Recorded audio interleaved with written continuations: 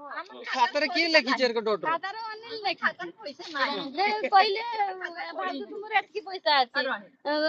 ଏରକ 2-3 ଥର ବି ମୋର ହେଲାନି ଥରେ ଆଗରୁ ମୋବାଇଲ ନମ୍ବର ମୁଁ ଦେଇଥିଲି ମୋ ମୋବାଇଲ କି ମେସେଜ ମୁଁ 2,000 ଟଙ୍କା ଉଠେଇଲି ମୋ ମୋବାଇଲ କି 2,000 ଟଙ୍କା ମେସେଜ ଗଲା ଦେଇକି ମୁଁ ସଙ୍ଗେ ସଙ୍ଗେ କରିକି ଆଇଲି ମୁଁ କିସ ହେଲା 2,000 ଟଙ୍କା ଉଠେଇନି ମୋର 2,000 ଟଙ୍କା କିସ ପାଇଁ ହେଲା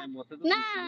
2,000 ଟଙ୍କା ସେ ଭୁଲ ଚଲାଇଥିବ ଦେଇକି ସଙ୍ଗେ ସଙ୍ଗେ ଆମେ ପଇସା ପକେଇଦେଲେ ତାପରେ ମୋ ମୋବାଇଲ ଯେତେବେଳେ ପାଣିରେ ପଡିକି ଖରାପ ହେଇଗଲା ସେଇଠୁ କତରୁ ବଦମାସି ଚଲେଇଛନ୍ତି ମୋ ମୋବାଇଲ କି ତ ମେସେଜ ଆଉନି ଆମର ତ ଗରିବ ଲୋକ ଆମେ ଆଉ ଜାଣିଛେ ନା ସେରକ କିଛି ଆମେ ଯାହା 2 ଟଙ୍କା ରଖିଛେ ଆଣିକି ତାର ଆମ ଏରକୁ ନେଖିକି ଦେଇଛନ୍ତି କହିଲେ ଏଇଟା ନେଖି ଦେଇଛି ଭାଉଜ ତୁମର ଏତିକି ଟଙ୍କା ଅଛି ମୁଁ ତ ଆସିକି ଶିବାନନ୍ଦକୁ କହିନି ମୁଁ କହିନି ଯେ ମୋ ପଇସାଟା ଭାଇ ଦଉ ତ ଆଉ